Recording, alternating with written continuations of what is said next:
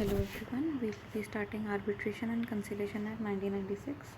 इसमें दो ही इम्पॉर्टेंट टर्म्स हैं, आर्बिट्रेशन और कंसिलिएशन। पहले हम आर्बिट्रेशन के बारे में पढ़ लेंगे। आर्बिट्रेशन से रिलेटेड कुछ बातें हैं एंड देन हमारा कंसिलिएशन के बारे में कुछ है। Excuse me. फिर उसके बाद ये हमने कहाँ से ड्राफ्ट किया है, it is UNCITRAL model, United Nations का फ्रेमवर्क था। सेम लाइंस पे हमने ये मॉडल डिराइव किया।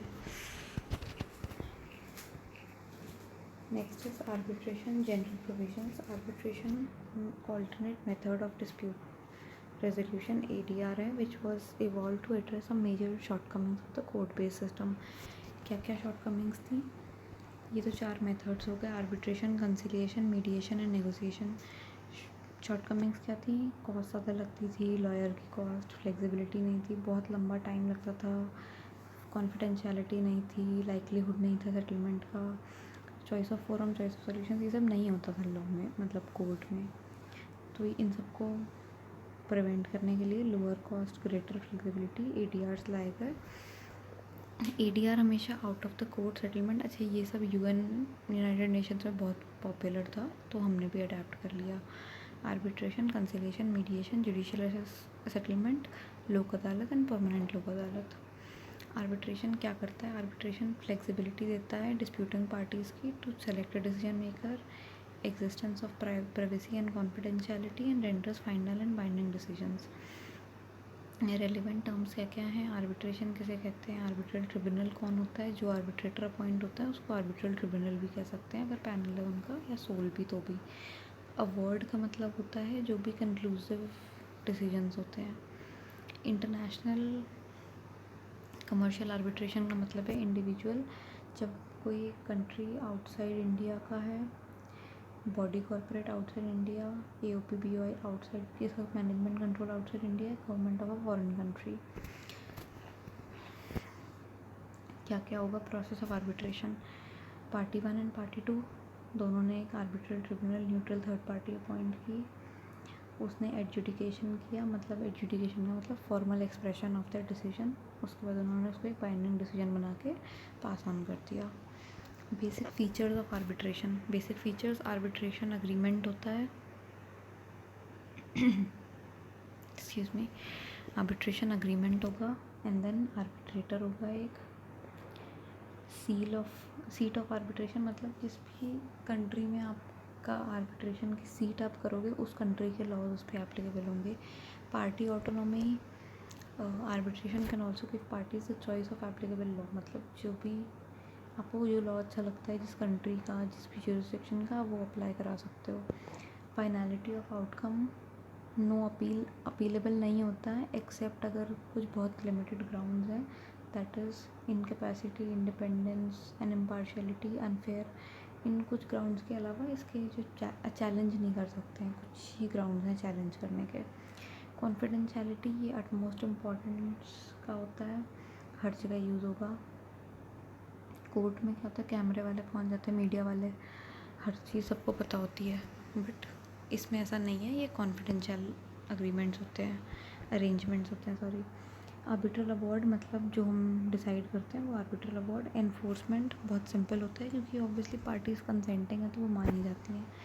लिटिगेशन, आर्बिट्रेशन में बेसिक डिफरेंस, लिटिगेशन कोर्ट में होता है, आर्बिट्रेशन पार्टीज़ चूज़ करती हैं, जज कोर्ट का असाइंड होता है, आर्बिट्रेटर खुद का असाइंड होता है, CPC से गवर्न होता है लिटिगेशन। आर्बिट्रेशन के जो प्रोसीजर्स होते हैं वो अडेप्टेबल और फ्लेक्सिबल होते हैं।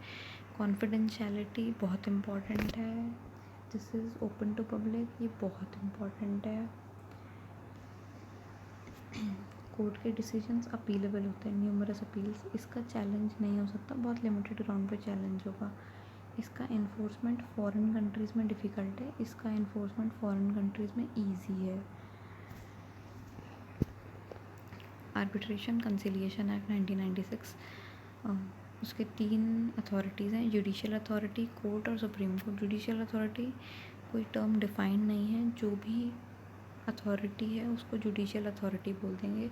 कोई स्पेशल ट्रिब्यूनल, कंज्यूमर फोरम है, वो भी जुडिशियल अथॉरिटी हो जाएगी। बहुत वाइड टर्म है, बहुत सी जुडिशियल अथॉरिटीज़। कोर्ट, अच्छा कोर्ट हमारा प्री अमेंडमेंट पोस्ट अमेंडमेंट है। प्री अमेंडमेंट हमारे डिस्ट्रिक्ट कोर्ट और हाई कोर्ट होते थे, अमेंडमेंट होता 2015 में। Post amendment nature of transaction, अगर इंटरनेशनल है तो हाई कोर्ट, अदर है तो डिस्ट्रिक्ट कोर्ट। सुप्रीम कोर्ट और हाई कोर्ट तो सबको पता है कि कौन होता है। आर्बिट्रेटर्स अपॉइंट करने का काम भी कर सकते हैं ये। आर्बिट्रेशन अग्रीमेंट, आर्बिट्रेशन अग्रीमेंट में 3 चीज़ होती हैं: definition and general principle, requirement of valid arbitration agreement, termination of arbitration agreement. Arbitration agreement general principles ये हैं।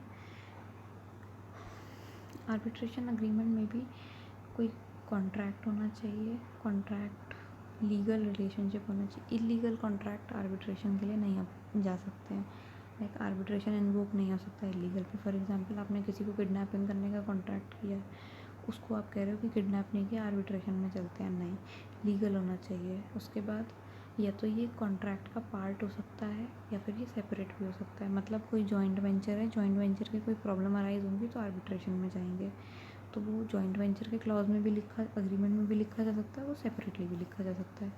वो राइटिंग में होना चाहिए, साइंड बाय द पार्टीज होना चाहिए। साइन कब नहीं होगा तो चलेगा, जब वो एज अ कॉरस्पॉन्डेंस ट्रांसफ़र हुआ, मतलब ईमेल पे भेज दिया हो तो चलेगा बिना साइन के भी। आर्बिट्रेशन अग्रीमेंट 2 बेसिक टाइप के होते हैं, arbitration clause and submission agreement, ये इंपॉर्टेंट है।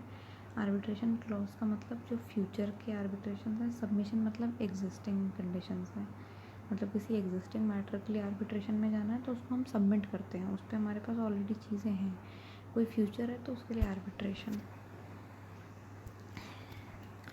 जनरल प्रिंसिपल्स, जनरल प्रिंसिपल्स क्या क्या होंगे आर्बिट्रेशन अग्रीमेंट के? एनफोर्सेबल बाय लॉ होगा, कंसेंसस एडेडम होगा, मतलब दोनों पार्टीज़ कंसेंटिंग होने चाहिए। आउस्टर ऑफ जुरिस्डिक्शन मतलब आउट ऑफ कोर्ट होगा। इसके बाद अगर कोई एक पार्टी यूनिलेटरली कोर्ट जाना चाहेगी तो वो सही, वो नहीं अलाउड है।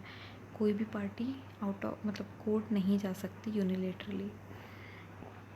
फिर उसके बाद डॉक्ट्रिन ऑफ सेपरेबिलिटी, अच्छा ये क्या है? को जो अगर आपने एक ही मेन क्लॉज में सब कॉन्ट्रैक्ट मतलब सब क्लॉज में ऐड किया था, तो अगर आपका मेन क्लॉज इनवैलिड हो गया तो इसका मतलब ये नहीं है कि आपका आर्बिट्रेशन भी इनवैलिड हो जाएगा, वो आपका वैलिड रहेगा, इसका लीगल फिक्शन है।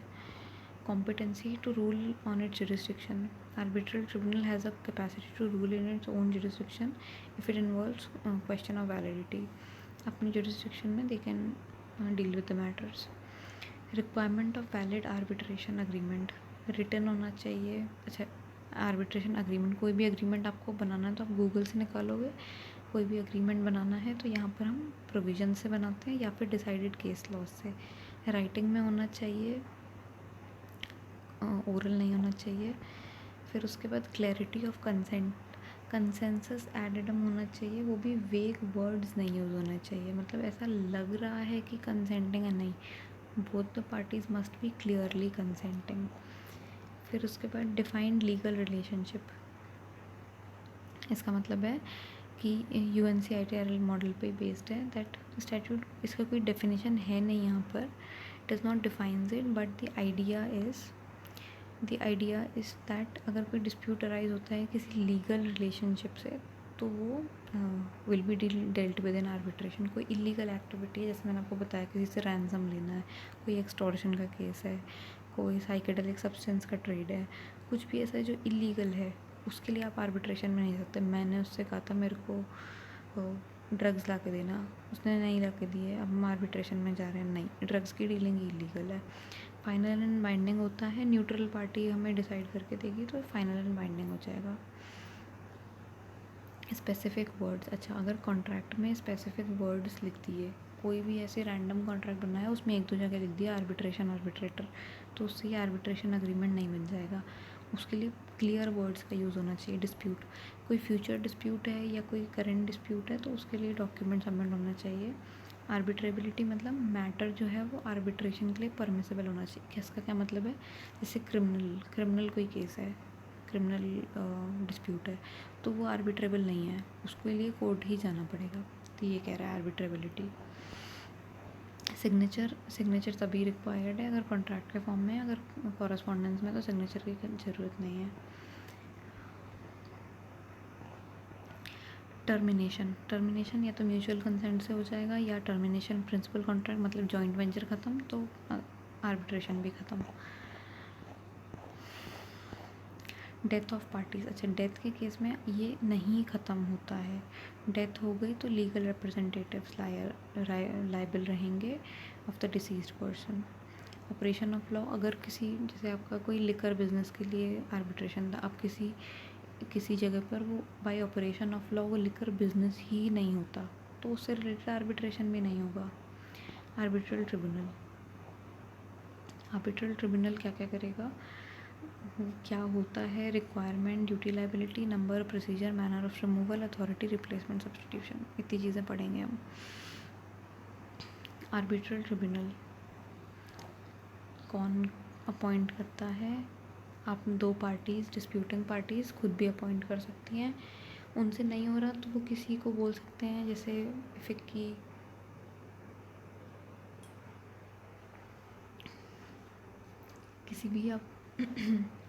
किसी को भी आप बोल सकते हो कि हमें सेलेक्ट करके दे दे arbitrator. Who can be an arbitrator, कोई भी इंसान जो ठीक ठाक है वो कर सकता है आर्बिट्रेटर। देखो, any person capable of contracting, मतलब कॉन्ट्रैक्ट एक्ट में हमें बताया था ना, sound mind, major, not undischarged, insolvent, तो वही सारी चीज़ें हैं, तो वो आर्बिट्रेटर बन सकता है। Appointment of arbitral tribunal, appointment कैसे होगा, नंबर ऑफ आर्बिट्रेटर्स जो भी है ऑड नंबर्स में अपॉइंटमेंट हो सकती है, not be in even numbers, जितने ज़्यादा होंगे उतना अच्छा। मोर आर्बिट्रेटर्स होंगे तो मोर ग्रेटर डिस्कशन हो पाएगा, ज़्यादा एक्सपर्टीज़ आ पाएगा on the table. Procedure for appointment, jointly appoint कर लो जितने अपॉइंट करने हैं, नहीं कर सकते दोनों पार्टी एक एक अपॉइंट कर लो, और जो दो अपॉइंट हो जाएंगे वो बाकी के मेंबर्स अपॉइंट कर लेंगे। फिर अगर आपसे कुछ नहीं हो पा रहा, आप ICI के पास जाओ, उनसे कहो मैं आर्बिट्रेटर अपॉइंट कर दो, ICI, फिक्की, ये सब लोग अपॉइंट कर देंगे। ये सब उसके एग्जाम्पल्स हैं, गो थ्रू कर लेना अगर मन करे तो। अच्छा, अगर कोई पार्टी जो है वो आर्बिट्रेटर अपॉइंट करने में फेल कर जाती है, he is not able to appoint arbitrator, तो फिर वो कोर्ट के पास जा सकता है। कोर्ट जो है वो in accordance with their agreement और may itself appoint an arbitrator by appointing, court must take, उसको क्वालिफिकेशन वगैरह देखनी पड़ेंगी। अब मेरे को किसी केमिकल सब्सटेंस पे एडवाइस चाहिए, और मेरा कोई केमिकल सब्सटेंस को लेकर डिस्प्यूट होगा तो मैं ऐसा बंदा लूँगा जिसको पता हो केमिस्ट्री के बारे में। अब वहाँ पर ऐसा बंदा लेगा जिसको भी कोई बैकग्राउंड नॉलेज ही नहीं है उस इंडस्ट्री का, तो फ्यूटाइल है। Requirements of an arbitral tribunal, arbitrator किसी भी नेशनैलिटी का हो सकता है, केपेबल ऑफ कॉन्ट्रैक्टिंग, कॉन्ट्रैक्ट के लिए एंटर करने लायक होना चाहिए, अनबायस्ड होना चाहिए, neutral, unbiased, should not favour. अच्छा, ये ग्राउंड फॉर चैलेंज क्या क्या हो सकते हैं ये हम आगे भी पढ़ेंगे। ग्राउंड फॉर चैलेंज मतलब हो सकता है कि वो इम्पार्शियल हो सकता है कि वो आपके बिजनेस में पहले से इन्वॉल्व हो जिससे कि वो इम्पार्शियल हो जाए, हो सकता है उसने वो सफिशिएंट टाइम ना डिवोट कर रहा हो, मतलब उसको 12 महीने में देना होता है, ये आगे सेक्शन 31 में आता है। अगर उसे 12 महीने में आर्बिट्रेशन को रिजॉल्व करना है और वो उतना टाइम ही नहीं डिवोट कर पा रहा है तो वो ग्राउंड फॉर चैलेंज है, मतलब आप चैलेंज कर सकते हो उसके अपॉइंटमेंट को। बायस, अच्छा बायस कितने तरीके के होते हैं, पिक्यूनरी बायस मतलब मॉनेटरी, पर्सनल मतलब आपसी, सब्जेक्ट मैटर मतलब उस पर्टिकुलर मैटर पे मेरा सॉफ्ट कॉर्नर है तो मैं बायस रहूँगी, पॉलिसी बायस मतलब बाय डिज़ाइन ही बायस्ड है वो। इंडिपेंडेंस, अच्छा इंडिपेंडेंस मतलब पहले से अगर वो आपका एम्प्लॉय था तो वो ऑब्वियसली आपकी सुनेगा, आपकी पर्सनल सेक्रेटरी थी तो वो आपकी सुनेगी। इम्पार्शियल होना चाहिए, प्री कंसीव नोशन है कि ये इम्पार्शियल ही होगा। Some instances which would give rise to doubts as to presence of biasness, मतलब या तो वो जो हम आर्बिट्रेटर ला रहे हैं वो पहले हमारा एम्प्लॉय था, वो हमारा पहले लॉयर था, या उससे हमने पहले एक्सपर्ट ओपिनियन लिए तो बायस हो सकता है। कोई क्लोज फैमिली मेम्बर है, लीगल रिप्रेजेंटेटिव है, सिग्निफिकेंट फाइनेंशियल इंटरेस्ट है, प्रीवियस इन्वॉल्वमेंट है उसका किसी केस में तो भी। ड्यूटीज़ एंड लाइबिलिटीज़ कंडक्ट कराना विदाउट डिले, मतलब उसको उतने टाइम में रिजॉल्व करा लेना चाहिए। 12 महीने का टाइम है तो 12 महीने में करा लेना चाहिए। Remain at all times impartial, ये नहीं एक दिन तुम्हारी बात दूसरे दिन किसी और की बात। Keep all matters concerning arbitration confidential, matters जो है वो कॉन्फिडेंशियल रखने चाहिए। डिलिब्रेशन मतलब सोच समझ के डिसीजन देना चाहिए। इसका मतलब ये नहीं है कि आपने कुछ भी जो समझ आया, आपका जो अवार्ड आप डिसाइड कर रहे हो वो बहुत रीजन होना चाहिए। It should B have a substantial ground for that inclusion. Avoid unilateral communication, एक पार्टी को बुला के उससे बात नहीं करनी, दोनों को बुला के दोनों से बात करनी है। डॉक्यूमेंटेशन होनी चाहिए। इंश्योर जो अवार्ड होगा वो लीगल रिक्वायरमेंट्स कंप्लाई होगा और अदरवाइज़ वो इन्फोर्स नहीं कराएंगे। मतलब जो आपने अवार्ड दिया कि जाके किसी का मर्डर कर दो, तो वो कोई अवार्ड नहीं हुआ ना, वो इन्फोर्सेबल नहीं है, वो प्रोसेस फ्यूटाइल है। और पूरी लीगल कंप्लायंस भी मानना चाहिए। लीगल, अच्छा, ही शेल कंप्लाई विद लीगल, वो आर्बिट्रेटर है तो he should behave like an arbitrator. Termination, removal and substitution, termination कब कब हो सकता है? जब वो वॉलंटरली छोड़ के चला जाए, जब सारी पार्टीज अग्री कर लें mutually to be removed by operation of law. Arbitrator जो है बाय ऑपरेशन ऑफ लॉ मतलब बीमार पड़ गया, बहुत इतना बीमार है कि आ ही नहीं पा रहा, बहुत लॉन्ग पीरियड ऑफ टाइम तक काम नहीं चल रहा, तो टर्मिनेट हो जाएगा। आर्बिट्रेशन प्रोसेस एंड हो गई, ख़त्म हो गई, 12 महीने हो गए, अगर 12 महीने में नहीं कर पाया अवार्ड तो प्रोसेस एंड हो गई, नहीं है अब वो आर्बिट्रेटर। अगर मेन क्लॉज जो है वही हमारा कंप्लीट हो गया तो ये भी ख़त्म हो जाएगा। पार्टीज़ ने डिसाइड कर लिया कि आर्बिट्रेशन में नहीं जाना, अब कोर्ट ही जाएंगे, तो आर्बिट्रेशन ख़त्म तो आर्बिट्रेटर भी ख़त्म। कोर्ट कब डिसाइड करेगा? अच्छा, कोर्ट डिसाइड कर सकता है जब कोर्ट को लगता है कि उसकी अप्रोच बायस है तो कोर्ट भी रिमूव कर सकता है।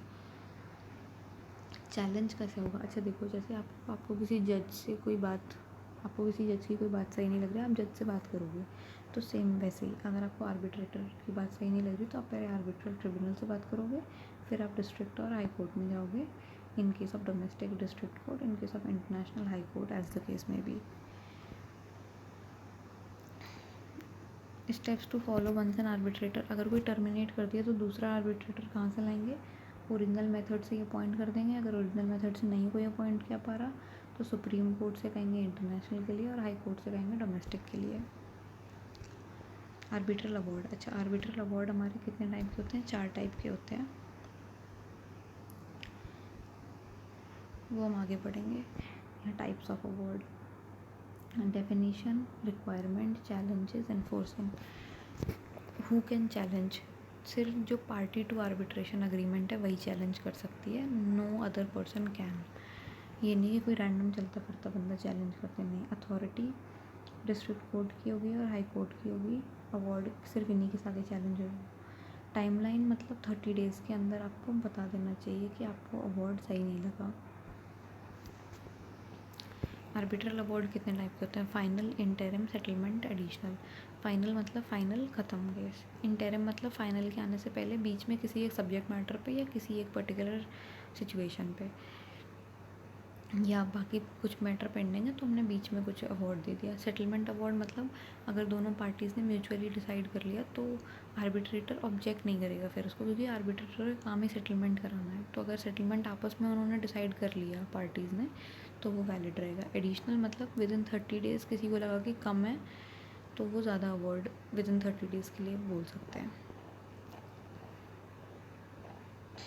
Requirement of arbitral award, requirement मतलब कैसे डिसाइड होगा? मेजॉरिटी डिसाइड होगी, साइंड एंड डेटेड होगा, रीज़न होगा मतलब रीज़नेबल होना चाहिए, बेसिस होना चाहिए अवार्ड का, वेग नहीं होना चाहिए। वेग का मतलब अब सुनील शुड कॉम्पनसेट अनिल, कितना कब कुछ नहीं पता, 2 करोड़ देना है, कब तक देना है? मरने तक देना, मरने के बाद तक कुछ नहीं पता, तो बहुत स्पेसिफिक होना चाहिए। 2 crore, 2 weeks, 10% interest, 2% additional interest, amount कितना है, फाइनल पे कितना है, कैसे पे होना चाहिए, आरटीजीएस, ये नहीं कि सिक्कों में भर के लेके आ रहा बैग, नहीं, आरटीजीएस या डीडी के थ्रू होना चाहिए, ऐसे।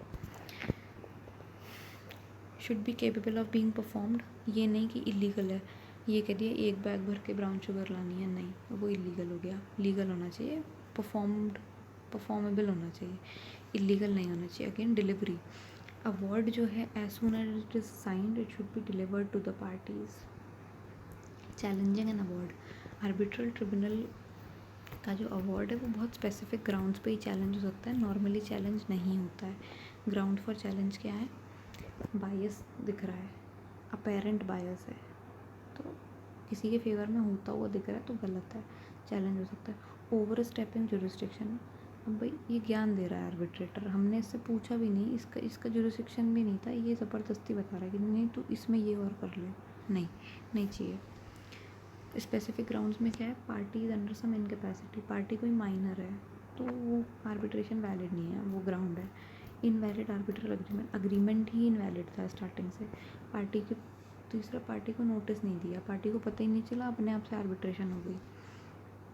Not submitted award deals with dispute, हमने डिस्प्यूट सबमिट ही नहीं किया था, ये फिर ज्ञान दे रहा है, हमें नहीं चाहिए। Arbitrary tribunal was not in accordance with necessary requirements, अब नेसेसरी रिक्वायरमेंट मतलब बेसिक्स रिक्वायरमेंट है, राइट एंड जस्ट, उसको अगर आपने इक्वली ट्रीट ही नहीं किया तो आपने राइटली ट्रीट नहीं किया, वो मतलब गलत है ना, वो तो बेसिक राइट ही नहीं है, आपने बेसिक ह्यूमन राइट डिनाई कर दिया उसको, नहीं। Second set of ground on which court suo motu भी ले सकता है अगर किसी पब्लिक पॉलिसी में नहीं है या फिर कोई डिस्प्यूट है वो आर्बिट्रेशन की कैपेबिलिटी के बाहर का है, तो suo motu court can take a cognizance.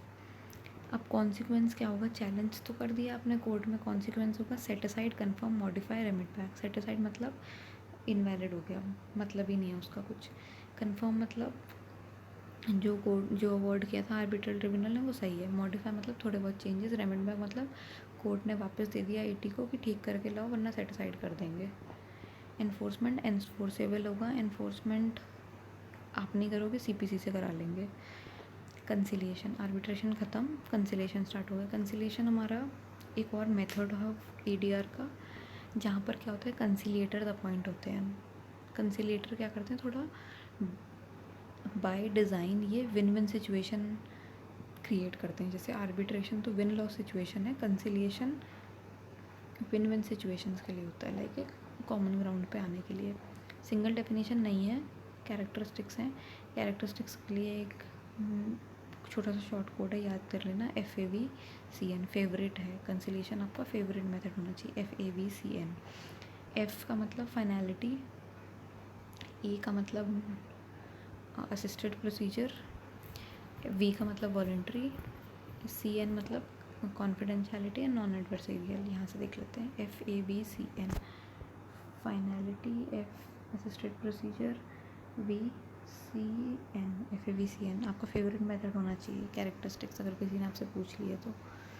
Voluntary मतलब कंसिलिएशन भी वॉलंटरी हो, किसी को घसीट के नहीं ला सकते कंसिलिएशन में। नॉन एडवर्सरियल मतलब यहाँ पर क्या हो रहा है, पार्टीज़ कोई कम्पीट नहीं कर रही हैं दूसरे के लिए, मतलब एडवर्स नहीं हो रही हैं, ये कॉमन ग्राउंड ढूंढ रही हैं, वर्स्ट ऑफ पोजीशन से बचने के लिए। असिस्टेड प्रोसीजर मतलब एक क्राफ्टेड मैनर है which is most suitable to all the parties. Finality मतलब बाइंडिंग होगा। कॉन्फिडेंशियलिटी मतलब बहुत ज़्यादा अटमोस्ट इम्पॉर्टेंस दी जाती है कॉन्फिडेंशियलिटी को। Next is conciliation in India. Conciliator कितने अपॉइंट, जैसे वहाँ पर हमने देखा था आर्बिट्रेशन ऑड नंबर में होता था, यहाँ पर 1 से 3 तक अपॉइंट होंगे, 3 मैक्सिमम, 1 मिनिमम, 1 से 3, 3 अपॉइंट हो जाएंगे। अपॉइंटमेंट कैसे होगी? Party to the consent, consenting parties खुद अपॉइंट कर लेंगी। प्रोसीजर फॉर कंसिलिएशन राइटिंग में होगा, डॉक्यूमेंट देगा, एविडेंस देगा कंसिलेटर को, सब पार्टीज़ अपने अपने एविडेंस स्टेटमेंट्स देंगी। Bar on judicial and arbitral proceeding मतलब एक बार आप कंसिलिएशन में आ गए फिर आप कोर्ट नहीं जा सकते, फिर आप आर्बिट्रेशन में नहीं जा सकते। कंसिलिएशन में आ गए तो कंसिलिएशन ही करना पड़ेगा। कंसिलिएशन वर्सेस मीडिएशन, अब मीडिएशन और कंसिलिएशन में क्या डिफरेंस है? मतलब आप एग्जांपल लो, आपकी रोड पे लड़ाई हो रही है किसी से, 2-4 लोग आ गए आपको बीच में समझाने, तो वो है मीडिएशन। रोड पे लड़ाई होते में समझाने वाले मीडिएटर हैं। अब आप घर से ही निकल रहे हो हॉकी लेके मारने किसी को, उस टाइम आपको घर पे पापा ने समझा दिया कि नहीं बेटा हॉकी लेके नहीं जाते, मारते वारते नहीं है, वो हो गया कंसिलिएशन। मतलब हम स्कोप समझ गए ना, इससे ये है कंसिलिएशन जो है वो बहुत प्रोएक्टिव होते हैं, they act as facilitator, evaluator and intervener तीनों, जबकि मीडिएटर सिर्फ फैसिलिटेट करते हैं। आउटकम अग्रीमेंट होता है और इसका आउटकम सेटलमेंट होता है, मतलब लॉन्ग टर्म, हमेशा के लिए ख़त्म, बात ख़त्म, यहीं दब गई। इन्फोर्सेबल बाय लॉ है और ये इन्फोर्सेबल बाय सिविल कोर्ट है। ये गवर्न करता है कॉन्फिडेंशियलिटी। अब कोई गुड फेथ में आपको सलाह दे रहा है, ठीक है, लेकिन ये बाउंड बाय कॉन्फिडेंशियलिटी, आपको ये नहीं बता सकते ये किसी को, ये फेटल है, एंटायर प्रोसेस ही फेटल हो जाएगी। सेटलमेंट अग्रीमेंट, अग्रीमेंट 3 स्टेप्स में होता है। इनिशियल आई ए ई, अग्रीमेंट आएगा IAE।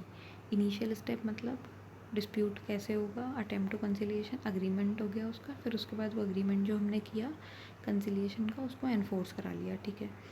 फिर है confidentiality. The conciliation proceeding are subject to stringent confidentiality requirement, बहुत strict. Both conciliator are required to keep a matter relating to proceeding confidential. Only exception, सिर्फ exception तब है जबकि वो इम्प्लीमेंटेशन के टाइम पे पता ही चल जाएगा। फॉर एग्जांपल कंसिलिएशन का आउटकम था बिल्डिंग बननी थी, अब वो बिल्डिंग बनते दिख रही है ना सबको, दिख जाएगी, ठीक है। Conciliator can not act as an arbitrator और रिप्रेजेंटेटिव, जो कंसिलिएटर है वो आर्बिट्रेटर नहीं बन सकता, वो रिप्रेजेंटेटिव नहीं बन सकता। None of the views express, suggestions made and admissions by the parties a proposal be relied upon induced, मतलब यहाँ पर अब कंसिलिएशन चल रहा है, उसके बीच में जो भी कोई एविडेंस लाया, आइडिया लाया, कोई भी सजेशन हुई, कोई भी पार्टी ने कुछ एडमिशंस किए, तो उसको हम कोर्ट में ले जाके चैलेंज नहीं कर सकते एज एन एविडेंस, क्योंकि ये कॉन्फिडेंशियलिटी बहुत इंपॉर्टेंट है, ठीक है। That's about it, we are done with it. इसके बाद 4 क्वेश्चंस हैं, आप देख लेना, बहुत छोटे से हैं, अगर मेरे को कराना हो तो मेरे को बता देना। Thank you.